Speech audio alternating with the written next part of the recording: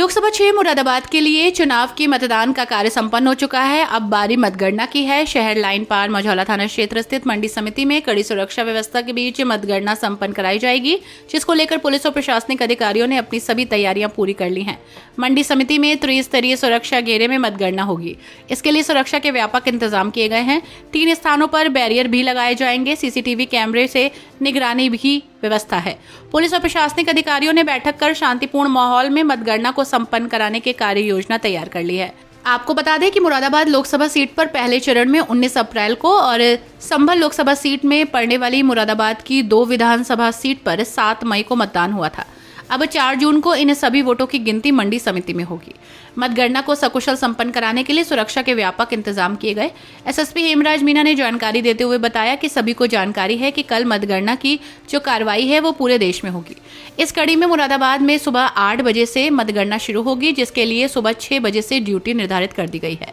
जो हमारी ड्यूटी है वहाँ 3 लेयर्स में लगेगी एवं उसमें इनर कार्डन होगा और उसके अंदर एक आइसोलेशन कार्डन होगा। इसके बाद फिर काउंटिंग प्लेस होगी, आउटर कॉर्डर होगा। आउटर कॉर्डर के बाहर का जो भी एरिया होगा वहाँ हमारी ड्यूटीज होंगी। इस तरह से 3 लेयर, इनर कॉर्डर, आइसोलेशन कॉर्डर, आउटर कॉर्डर और इसके अलावा भी हमारा जो एरिया है वहाँ भी ड्यूटी लगाई जाएगी।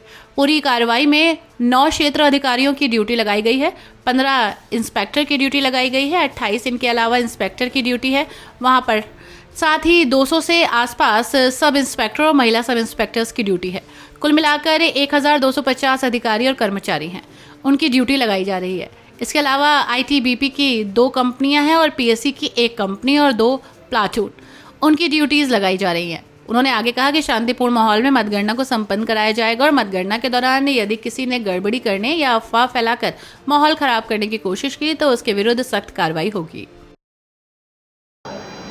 देखिए, आप सभी को जानकारी है, कल जो मतगणना की कार्रवाई है पूरे देश में होगी और सुबह 8 बजे से मतगणना शुरू होगी। इसके लिए हमारी 6 बजे से ड्यूटी में डिप्लॉयमेंट कर दिया जा रहा है और जो हमारी जो ड्यूटियाँ हैं वो 3 लेयर्स में वहाँ पे लगेगी। एक वहाँ पे इनर कॉर्डन होगा और उसके अंदर एक आइसोलेशन कॉर्डन होगा और उसके बाद में फिर काउंटिंग प्लेस है। इसके अलावा फिर एक आउटर कॉर्डन होगा और आउटर कॉर्डन के बाहर में भी जो बाहरी जो एरिया है वहाँ पे भी हमारी ड्यूटियाँ लगेंगी। तो इस तरीके से 3 लेयर तो इनर आइसोलेशन कॉर्डन, इनर कॉर्डन और आउटर कॉर्डन की है।